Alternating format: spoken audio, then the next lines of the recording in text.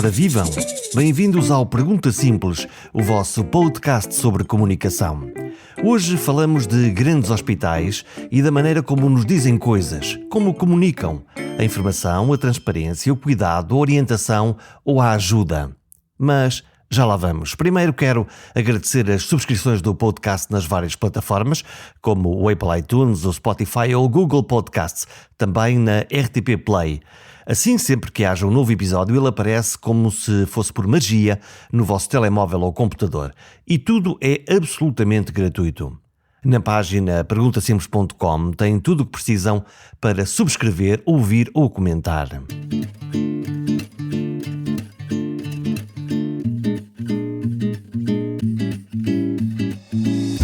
Antigamente os hospitais não falavam com as pessoas.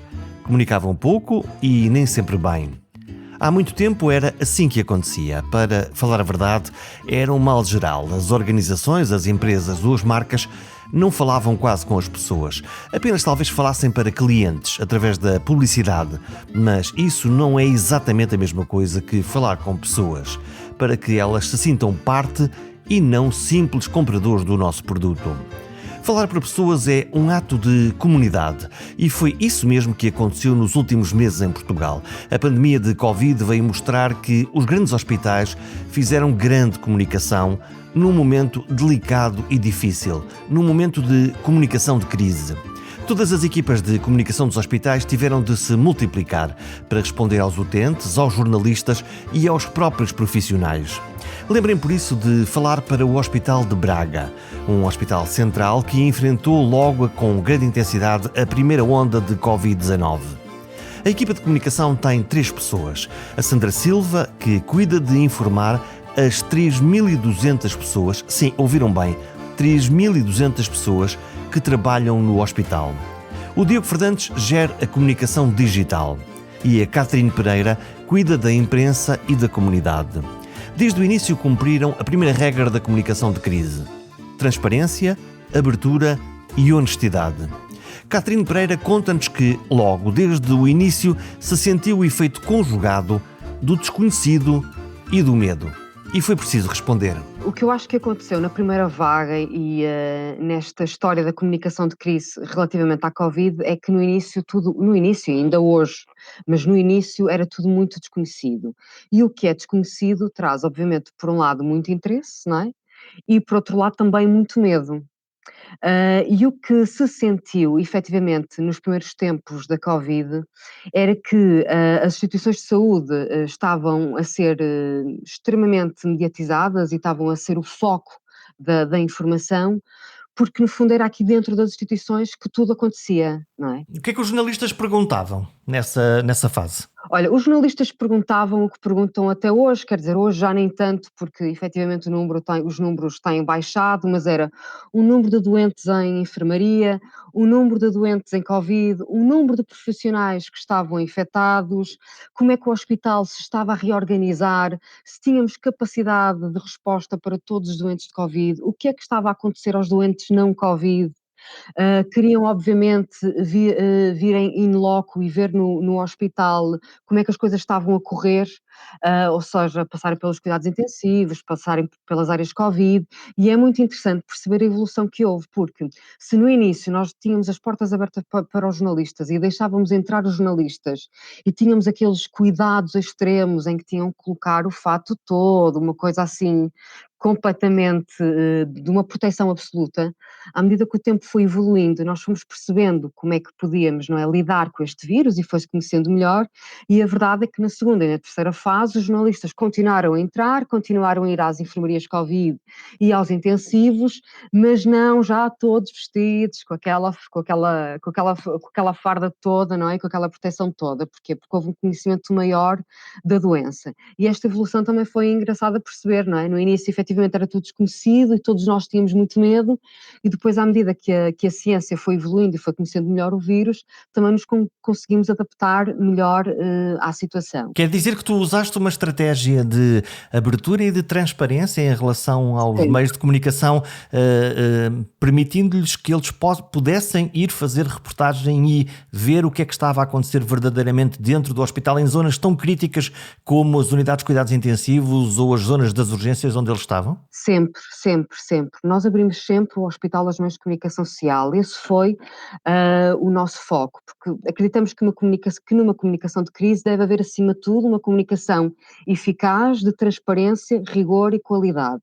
E, portanto, nós tínhamos que obrigatoriamente deixar os meios de comunicação social entrarem para perceberem a nossa realidade, até para evitarmos as fake news. Sabes que existe, não é? Existe muito, infelizmente, e, portanto, deixando os meios de comunicação social entrarem na nossa instituição, conseguimos demonstrar-lhes a nossa realidade, a forma como estávamos, os percursos estavam a ser definidos, as áreas estavam muito bem delineadas, a proteção para os profissionais e para os próprios utentes, que sabemos que houve uma fase em que tinham medo de vir às instituições de saúde, e, portanto, mostrarmos a nossa realidade e a forma como nós estávamos organizados, com rigor, era uma forma também de ajudarmos a população e de lhes mostrarmos que, atenção, meus amigos, as instituições de saúde estão a tratar doentes Covid, mas são instituições de segurança, portanto, podem vir, não há que ter medo. Tu não tiveste medo que esse olhar tão próximo dos jornalistas pudesse mostrar alguma coisa que internamente fosse, enfim, menos simpático ou que não fosse tão bom para a imagem do hospital, porque estamos no meio de uma crise? Obviamente há um aglomerado de doentes, há coisas difíceis, há tensão no ar, a resposta nunca é perfeita.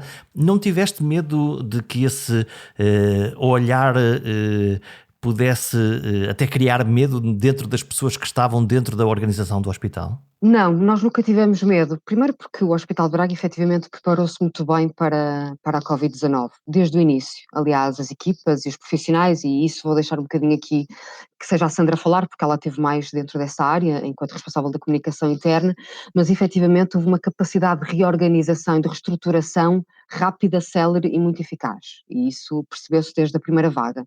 E, portanto, nós não tínhamos medo nenhum que os meios de comunicação social entrassem no hospital, nas diferentes áreas, urgência, intensivos, enfermaria. Aliás, em todas as áreas que eles quiseram ir, nós permitimos que assim fosse, obviamente com segurança.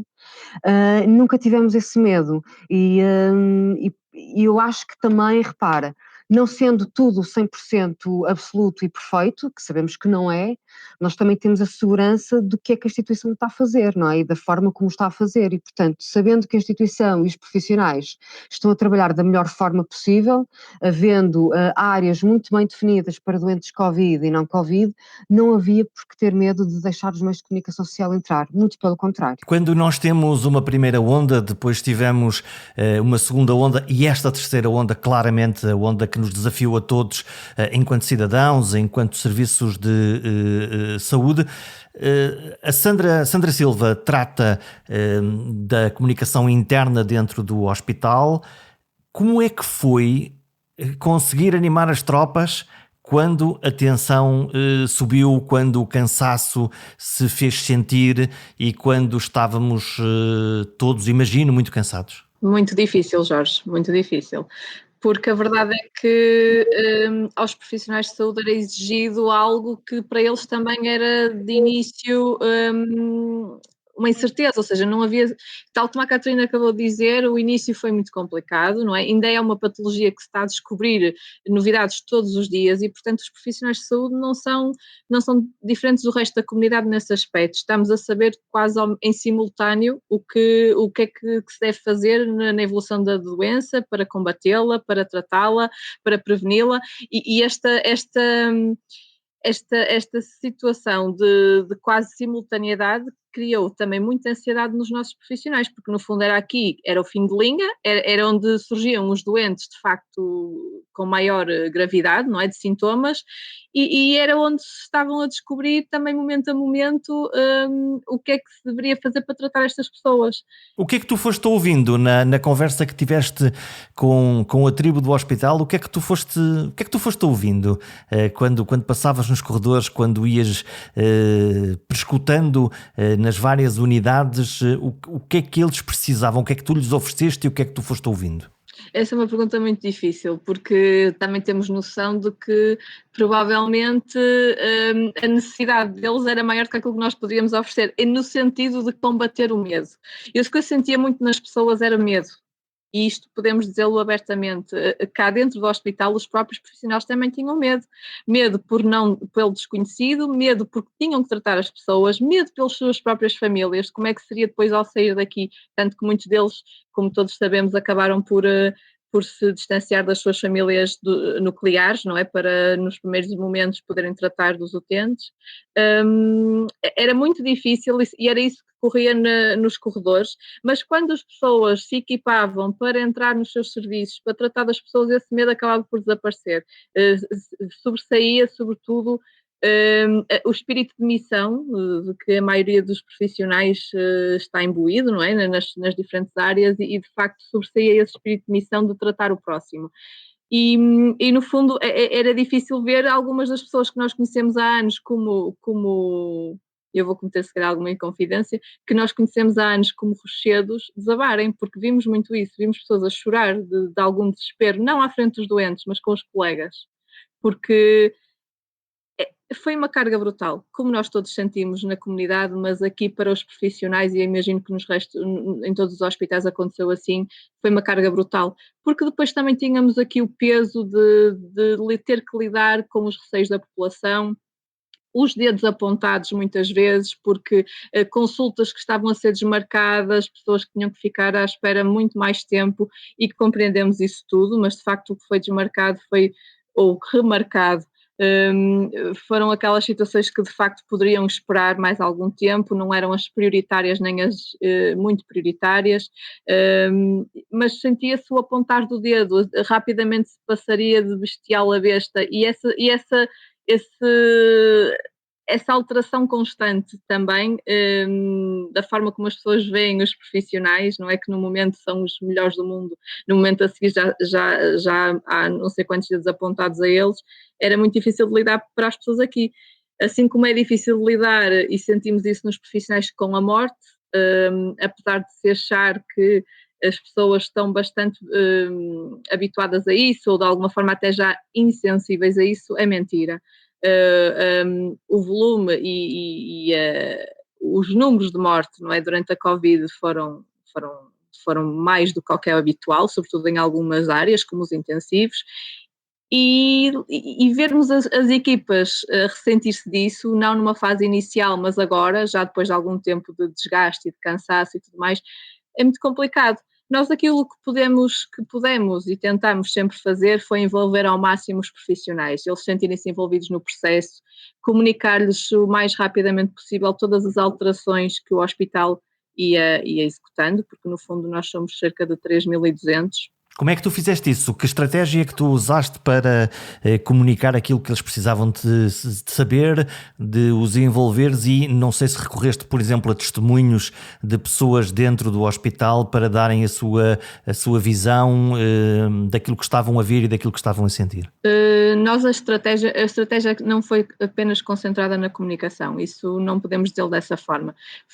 Nós fizemos aqui utilizámos uma série de ferramentas a nível organizacional, toda a organização, e muitas dessas ferramentas passaram por reuniões, e as reuniões mais marcantes foram os gabinetes de crise, que muitos hospitais também implementaram, com várias áreas, as áreas que faziam sentido estar aqui presentes. Essas reuniões eram diárias, passaram depois a haver uma frequência mais espaçada com o decorrer da pandemia, mas de facto reuniões, muitos comunicados internos, muitos e-mails internos. Nesta fase estamos a recorrer não tanto aos testemunhos de pessoas, mas a elogios também, para reforçar um bocadinho a motivação das pessoas, porque não é tudo mau, não nos apontam só dedos, também nos dão bastantes elogios, e isso é bom de reforçar junto das equipas. estamos a fazer isso, estamos a enviar. Nós basicamente temos também uns ambientes de trabalho dinâmicos que atualizamos com mensagens importantes para a organização e de facto os elogios têm tido um feedback bastante importante, mas no fundo foi mais essa comunicação de proximidade, e nós desde o primeiro momento em que o hospital foi ativado como hospital de referência para receber doentes Covid, que foi a 4 de março de 2020, foi enviada uma comunicação a todos os profissionais garantindo que sempre que fosse conveniente, sempre que fosse possível e sempre que fosse emergente, a comunicação e tudo aquilo que estava a acontecer dentro do hospital lhes seria transmitido o mais rapidamente possível. E o mais rapidamente possível estamos a falar em alterações brutais que de uma hora para a outra era capaz de alterar um circuito, porque era melhor repensar, porque afinal não se estaria da melhor forma e, portanto, essa comunicação tinha que ser muito, muito rápida. Essas alterações de circuitos, eu estou a pensar que quando nós vamos a um hospital, em particular um hospital central, como é o Hospital de Braga, temos no chão aquelas linhas de várias cores, siga lá até pela linha amarela até ao fim. Eu imagino que até em coisas tão simples ou muitíssimo complexas como a alteração de sinalética nestes circuitos tenha sido para ti um exercício para não te deixar dormir algumas boas noites de sono, só a pensar como é que tu havias de reinventar esses circuitos depois deles terem sido decididos na reunião de crise da manhã? Os circuitos, aliás, foram sempre definidos pela nossa equipa de controle de infecção. É bom que se diga, porque a comunicação auxilia sim na parte da sinalética, como disseste bem, mas a definição de circuitos de facto, não é, de separação de áreas, tem que ser feita pela equipa de controle de infecção. Nós aqui demos um apoio brutal e temos noção disso pela quantidade de pedidos que tivemos ao longo sobretudo na primeira fase em que estávamos realmente a reorganizarmos. A quantidade de pedidos que tivemos era uma coisa brutal, porque de um momento para o outro nós tivemos alas a abrir específicas para a Covid, ou seja, aulas que eram precisas ser preparadas para esse efeito e, portanto, tudo mudava em termos de sinalética daqueles espaços. Tinha que ter sinalética de quartos de isolamento, de sinalética, ou seja, as sinaléticas também de segurança sobre como vestir e despir os EPIs, para os profissionais perceberem quais os passos a seguir, porque parece fácil, mas não, aquilo tem que ter ali alguns passos específicos para não haver contaminação.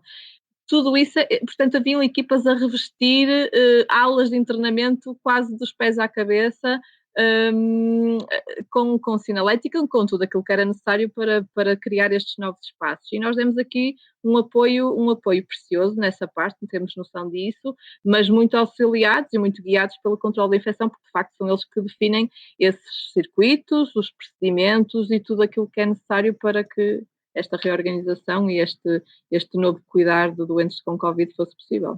As equipas, as instituições e as organizações têm cada vez mais uma cara digital. Nós vamos à procura no site, vamos à procura de uma aplicação no nosso telemóvel que permita fazer coisas para nos relacionarmos com o hospital.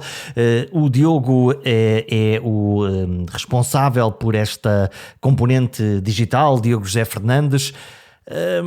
Consegues ver agora, olhando para o último ano, qual foi o post, qual foi a publicação que mais sucesso tu tiveste? Tens esses números? Tenho.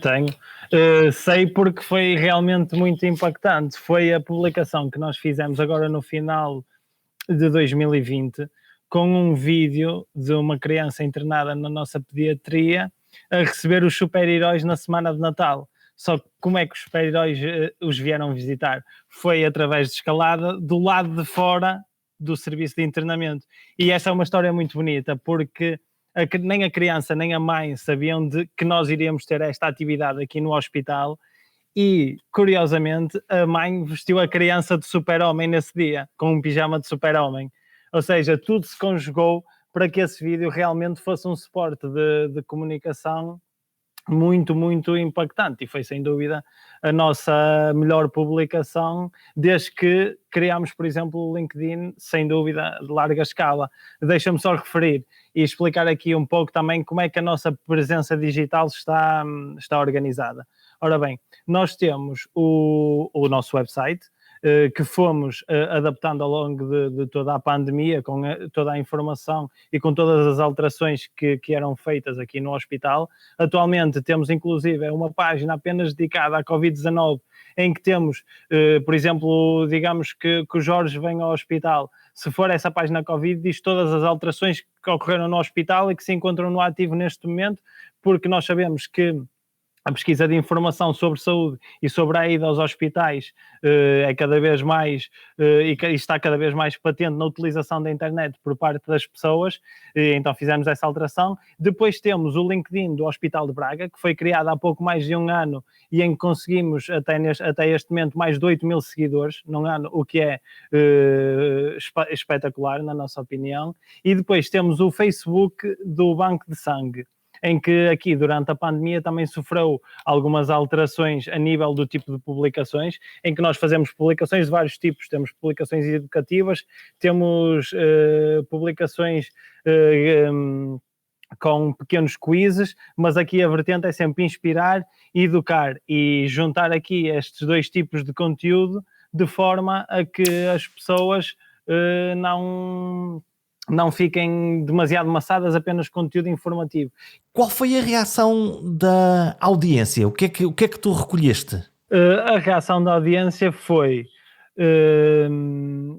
sobretudo, de emoção. Foi um momento muito emotivo, mas também acho que motivou muito as pessoas e transmitiu uma imagem de esperança, em que vem uma criança a contactar com o super-herói. Acho que foi, sobretudo, uma mensagem de esperança neste período em que muitas vezes faltou, mas que a dedicação sempre existiu. E ao bocado a Sandra estávamos a falar aqui dos nossos profissionais. Nós, a certa altura, também começámos a publicar nas redes sociais fotos dos nossos profissionais e criámos aqui uma espécie de denominação para ele, que eram os guerreiros do cuidar, sem fazer uma semelhança com os guerreiros do Minho. Fizemos os guerreiros de cuidar porque os nossos profissionais e daquilo que nós pudemos ver foram uns autênticos guerreiros do cuidar que muitas vezes deixaram de lado as suas preocupações e este medo, logo que vestiam a farda, deixava de existir para cuidar de quem mais precisava. E é isto que também nós tentamos transmitir sempre na nossa comunicação, quer seja no digital como seja no offline. Quando nós vemos as redes sociais, de resto as caixas de comentário dos jornais também assim é, nós temos os adeptos, aqueles que gostam de nós, que partilham, que dizem uau, vamos em frente, estamos convosco, seja profissionais de saúde, seja com os doentes e afins, e temos aqueles que definitivamente não gostam de nós ou não gostam deles e que se dedicam a escrever comentários negativos, depreciativos, o que for. Lidaste ou lidas com isso na tua realidade na gestão das redes sociais?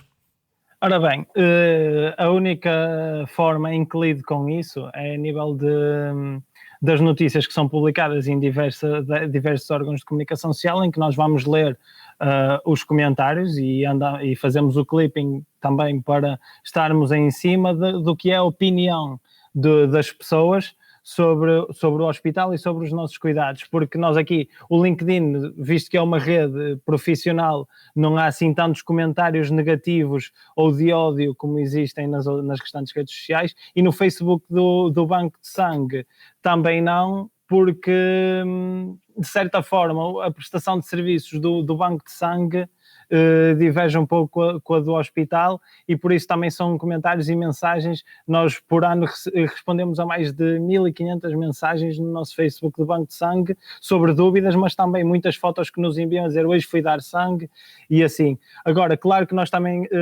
temos a noção que o online não é só bom, nem é só a amplificação da mensagem, também traz consigo maior escrutínio e também este tipo de comentários. Portanto, só nesta parte dos órgãos de comunicação social é que vemos esse tipo de comentários. Nós ainda não conseguimos lidar com outra experiência, nós temos o objetivo de fortalecer ainda mais a nossa presença digital no futuro e certamente iremos lidar com isso. Agora, uma coisa eu também tenho a certeza, que é, se nós tivermos uma estratégia de comunicação de transparência e total abertura, como sempre demonstramos até hoje, também mais difícil será estes comentários nos surpreenderem de forma a que não consigamos responder. Claro que há sempre situações boas e más, mas nós temos de ser sempre transparentes e se estivermos mal, tentar resolver a situação. Acho que a transparência e a autenticidade são as melhores características que a comunicação deve ter no online e também no offline. Numa relação com o público, Catherine, é crítico a existência de porta-vozes credíveis e bem treinados? Sem dúvida.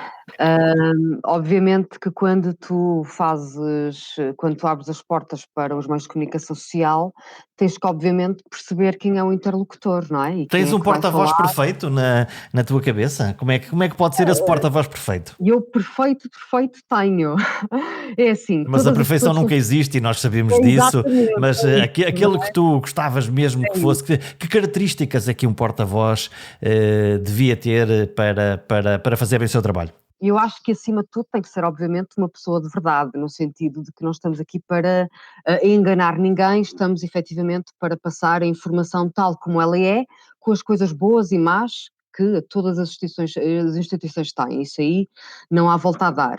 Agora, sabemos que há determinadas características que também são importantes, não é? Tu saberes comunicar, uma característica muito simples, mas que acaba por captar o ouvinte, a voz, a colocação da voz, a forma como se expressa, a comunicação não verbal, a imagem que a própria pessoa tem. Obviamente que isso é tudo muito importante, não é? Porque o teu objetivo ao passares uma mensagem é cativares o teu público, não é? Independentemente do público que seja, rádio, televisão, jornais locais, imprensa escrita, e, portanto, o interlocutor perfeito teria essas características todas.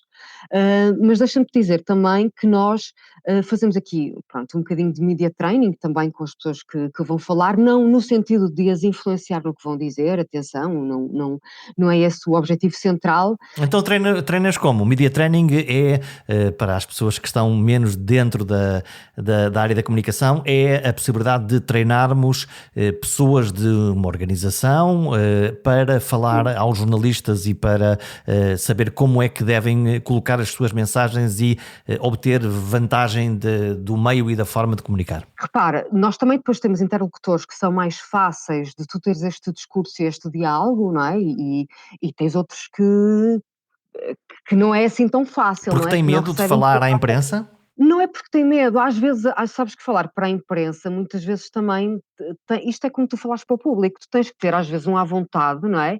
Que é inerente à própria pessoa e muitas vezes as pessoas quando têm uma câmara à frente bloqueiam, não é? E nem sempre é porque têm medo do que vão dizer. Aliás, nunca é porque têm medo do que vão dizer, obviamente, não é? Porque as pessoas aqui têm liberdade de expressão e podem falar à vontade.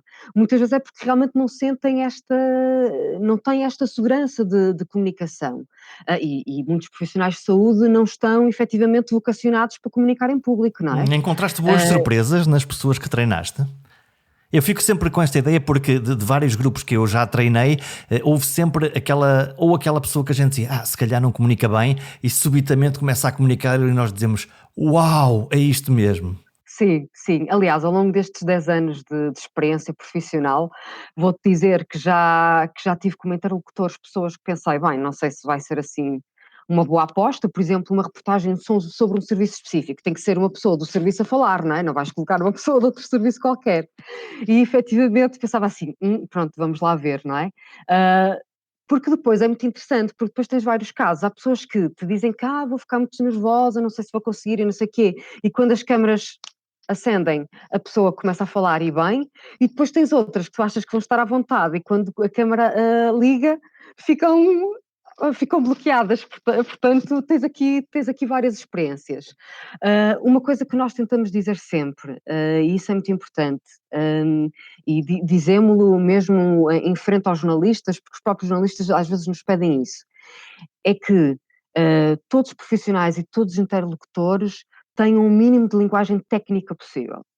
Porquê? Porque a nossa mensagem, o nosso objetivo é fazer no fundo também uma literacia para a saúde, não é? É que a pessoa que esteja do outro lado, a minha mãe, o meu pai, o meu avô, a minha irmã, não é? Que esteja a ver a televisão, a rádio, ou seja, que meio de comunicação social for, que ao ouvir um profissional de saúde a falar, perceba o que ele está a dizer, não é? Mesmo E assim, portanto ouvimos globalmente em Portugal muitos EPIs, que são equipamentos de proteção, muitos ICUs, que são as unidades de cuidados intensivos, ouvimos sim. muito jargão ainda. Sim, ouvimos, mas é importante, mas eu acho que se está a melhorar, ok? E também é assim, vamos lá ver, nós já estamos há um ano de pandemia, as pessoas já começam a conhecer um bocadinho estes termos, mas no início, efetivamente, falares numa UCI ou num EPI, era uma linguagem completamente desconhecida, não é? Como é que tu os treinas? O que é que tu fazes com eles? Fazes como se fosse um teatro? Tens uma câmara? Vais fazendo perguntas? Antecipas as perguntas que os jornalistas possam fazer? Como é que tu fazes?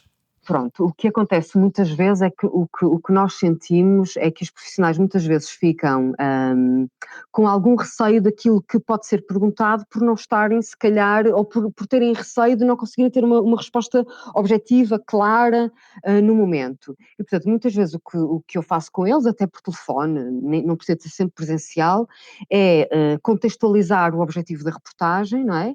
Dizer qual é o objetivo, quer do meio de comunicação social, quer nosso, porque repara, muitas vezes somos nós que chamamos aqui os meios de comunicação social, não é? Portanto, não são só os meios de comunicação social que pedem para vir ao Hospital de Braga. Aliás, devo-te dizer que 70%, mais ou menos, das reportagens e dos conteúdos informativos que saem, é o próprio hospital a pedir aos meios de comunicação social para cá virem. Portanto, tu crias Portanto, uma agenda pública, chamas a imprensa e tens uma história para lhes contar. sim, sim, sim. E qual é o efeito disso? O efeito disso é positivo porque eles vêm sempre. E o resultado da matéria é sempre bom, não é? Eu vou-te dizer que, obviamente, que na altura da Covid, a maior parte dos trabalhos foram sobre a Covid, não é? Mas, por exemplo, na época do verão, em que a Covid esteve, efetivamente, os números foram muito abaixo e deixou-se de falar um bocadinho sobre isso, fizemos reportagens sobre outros temas, uma técnica diferenciadora, um equipamento novo. Agora estamos, por exemplo, a apostar em fazer reportagens em serviços que, não sendo muito conhecidos e que não estando na linha da frente, são também imprescindíveis.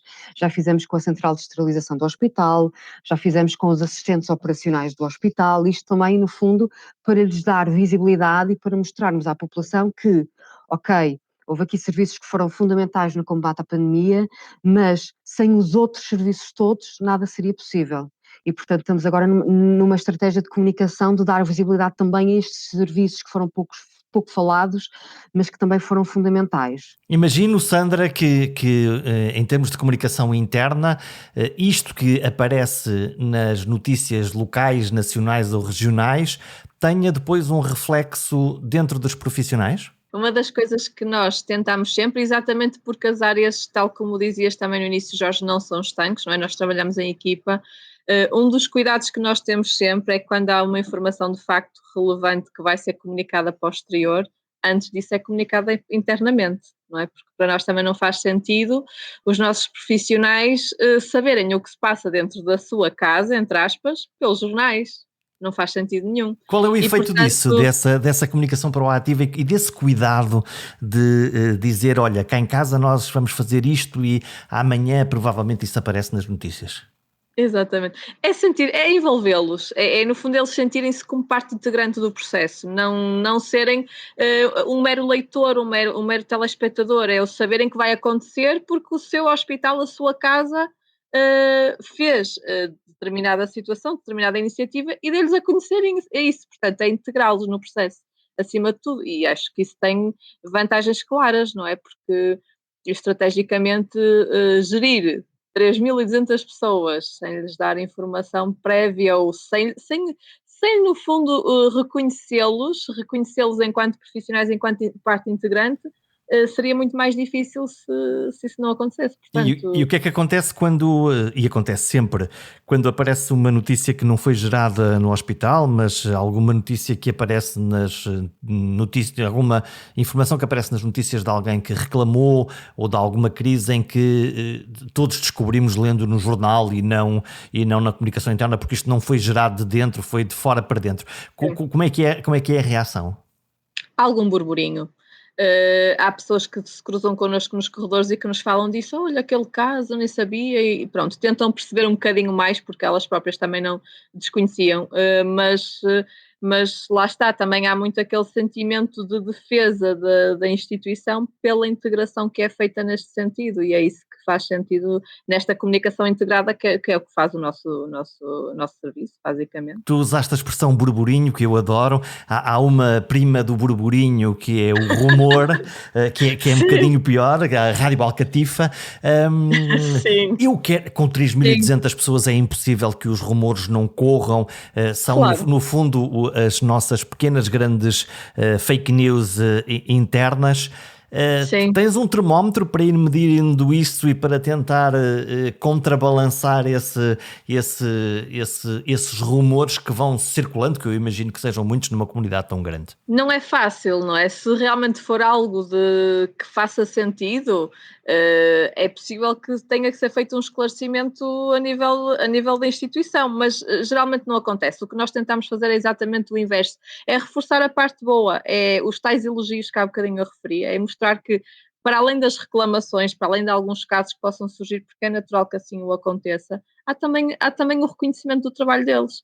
E, portanto, é tentar contrabalançar estes casos menos bons com aquilo que também lhes é reconhecido enquanto profissionais de saúde. E aquilo, portanto, estes burburinhos acabam por acalmar e acabam por ser esquecidos. Tu tens mecanismos para ouvir a comunidade interna do hospital?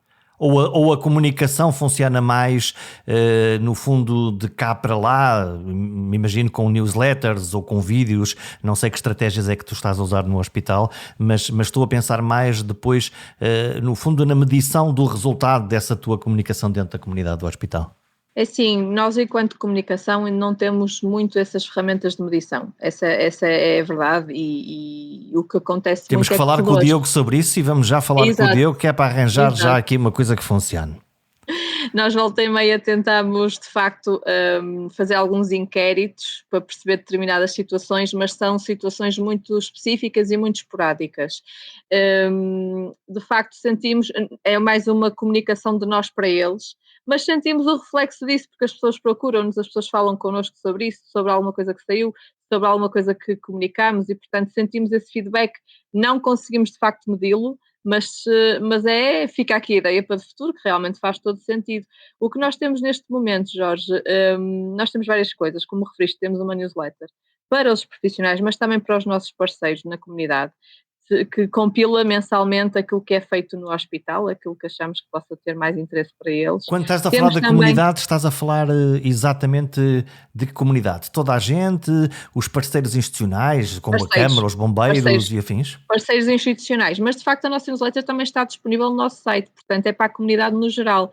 Nós enviamos por e-mail para os nossos parceiros institucionais, mas está disponível no site do hospital para quem quiser. E que histórias é que lá estão?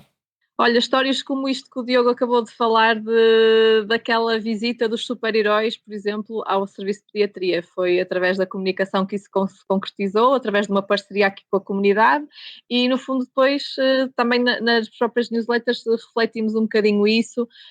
Histórias como prémios que são no fundo, atingidos por serviços em termos de concursos internacionais, de congressos, histórias até mais internas. Nós temos uma rubrica muito interessante dentro da newsletter, que é o ADN, em que no fundo tentamos aqui mostrar os rostos da instituição, falando um bocadinho sobre a história deles dentro e fora de portas.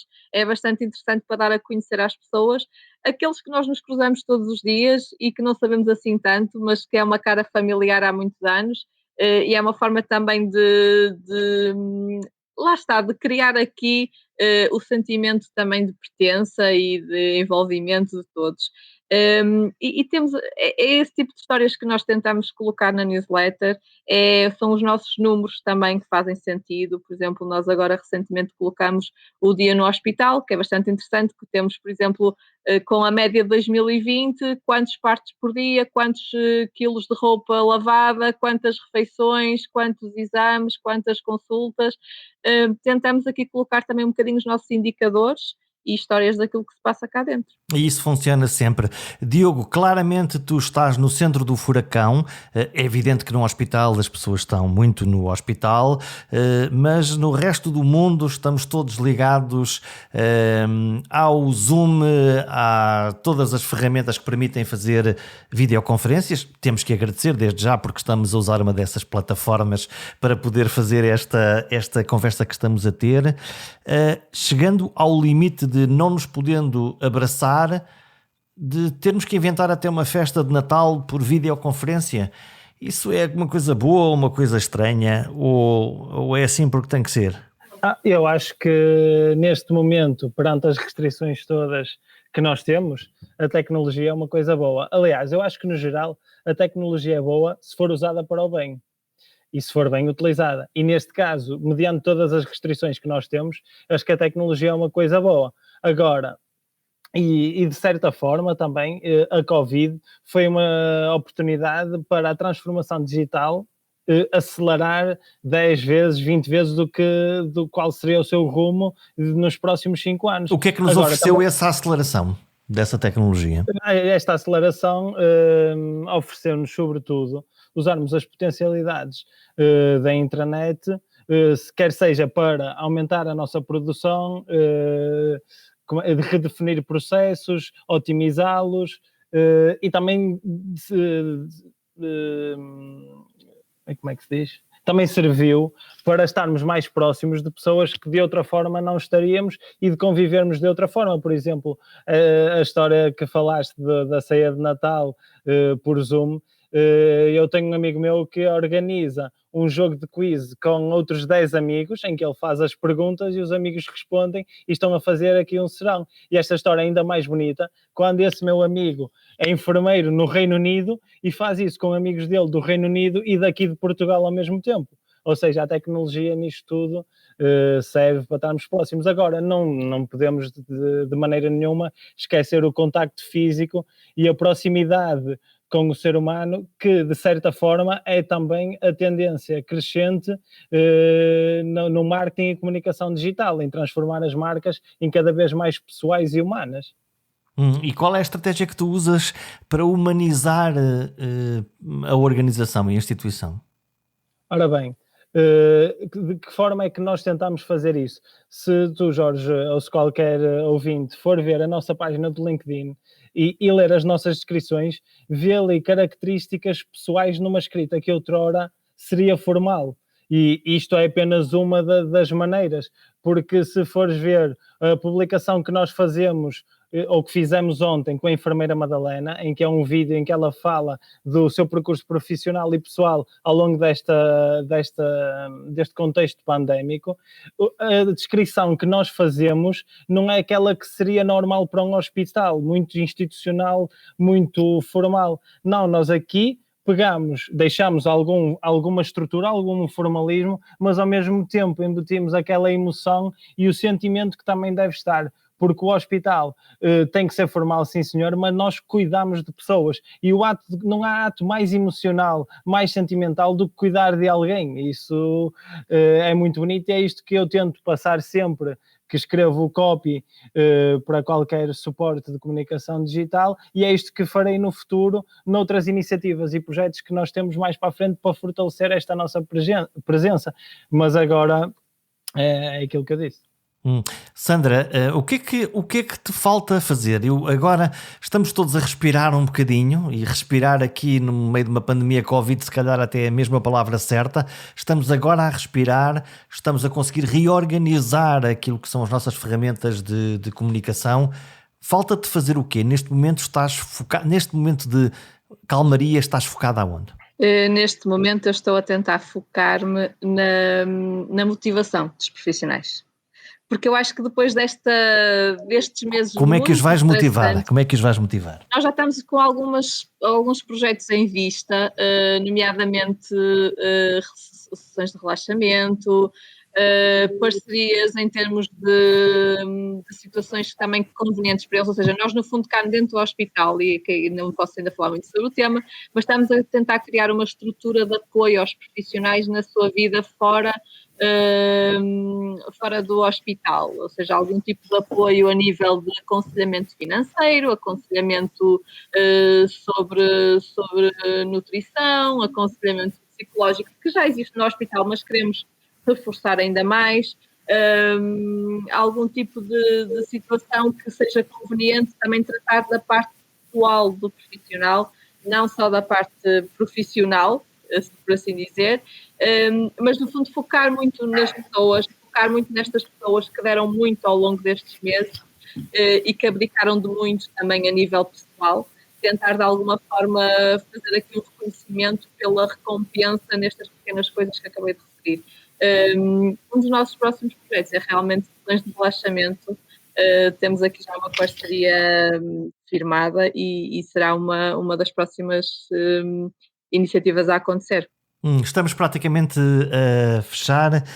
Catarina, olhando para o posicionamento de um hospital dentro de uma comunidade, em termos institucionais, com esta conjugação de humanização, de proximidade digital, de abertura e de transparência, já consegues medir ganhos de reputação e de confiança da comunidade, dos doentes, dos cidadãos, daqueles que olham para um hospital numa grande cidade portuguesa, que é Braga, na sua proximidade e na sua relação com a instituição e com aquilo que a instituição faz por eles? Indicadores que medem isso eu ainda não tenho, ok? Agora, o que eu te posso dizer é que, efetivamente, o que nós estamos a fazer é dar uma maior visibilidade e mediatizar a instituição nas suas diferentes áreas. Isso é um trabalho que temos vindo a fazer. O que eu acho também, por exemplo, vou-te dar o exemplo, nós semanalmente fazemos sair informação sobre o Hospital de Braga, não é? Ou de coisas novas que estão a acontecer para dar conhecimento à nossa população. Um dos projetos que nós tivemos e mantemos até hoje, e que foi uma ideia do serviço e que teve bastante impacto e que continua a ter, foi, eu penso que tu até já ouviste falar, o Braga fecha a porta ao vírus. Pronto. A campanha Braga fecha a porta ao vírus teve dois objetivos principais. Primeiro, reforçarmos a nossa mensagem relativamente à Covid junto da população, sensibilizar a população para os cuidados que devia de ter, influenciando a população em comportamentos responsáveis.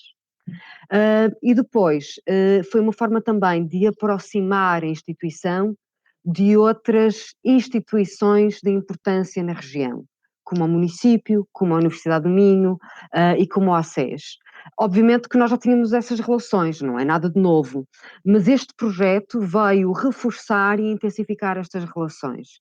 E eu acho que é importante o público e a população perceber que existem projetos em conjunto, porque na verdade nós não trabalhamos isoladamente, não é? Aliás, no Hospital de Braga tem dentro da sua estrutura um centro clínico académico, não é? Que faz parte da Universidade do Minho, da Escola de Medicina, e é o único hospital do país que tem na sua estrutura hospitalar um centro clínico académico.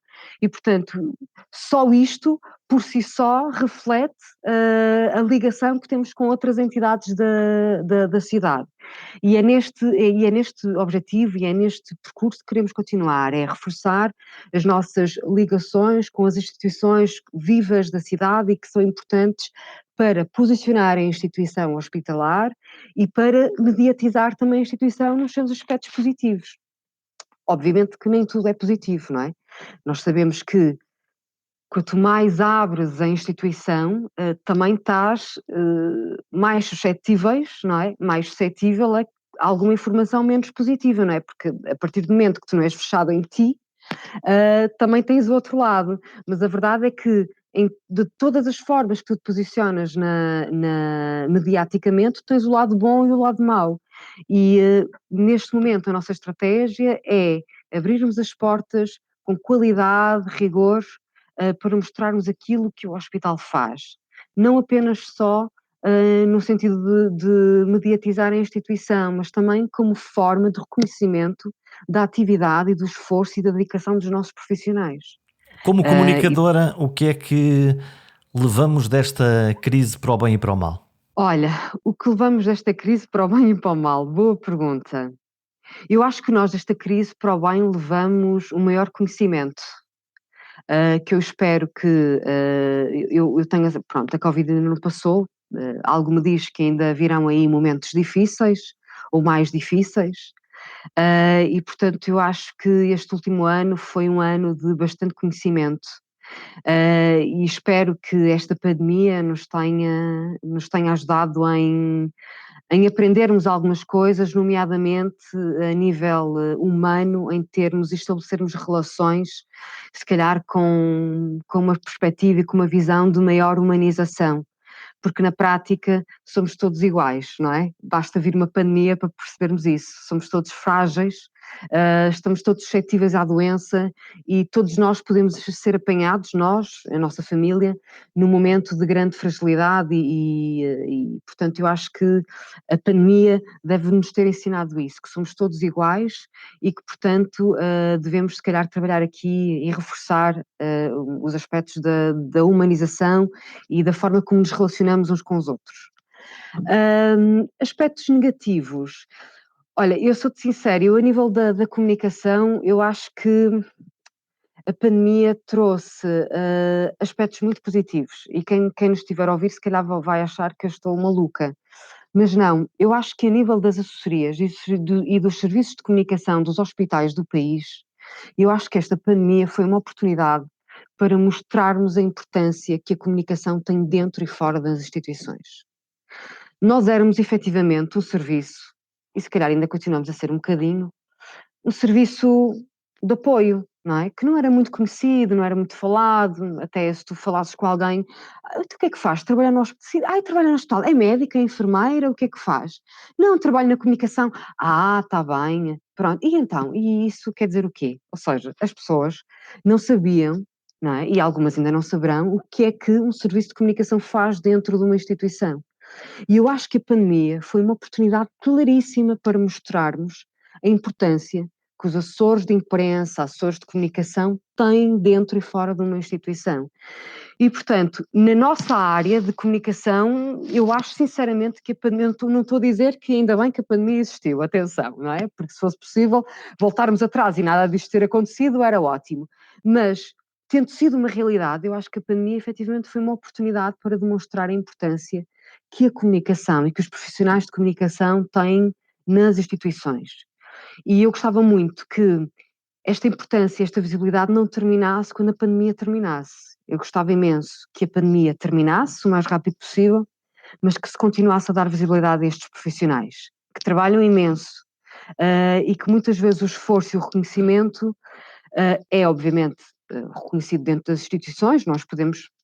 Nós falamos do Hospital de Braga e nós a nível do Conselho de Administração e mesmo dos próprios serviços e dos profissionais somos reconhecidos, as pessoas procuram-nos, é porque percebem o nosso trabalho e percebem também o nosso valor e aquilo que fazemos, mas que isto que perdurasse no tempo, percebes? Porque eu acho que é muito importante, fala-se muito na importância dos meios de comunicação social, são fundamentais.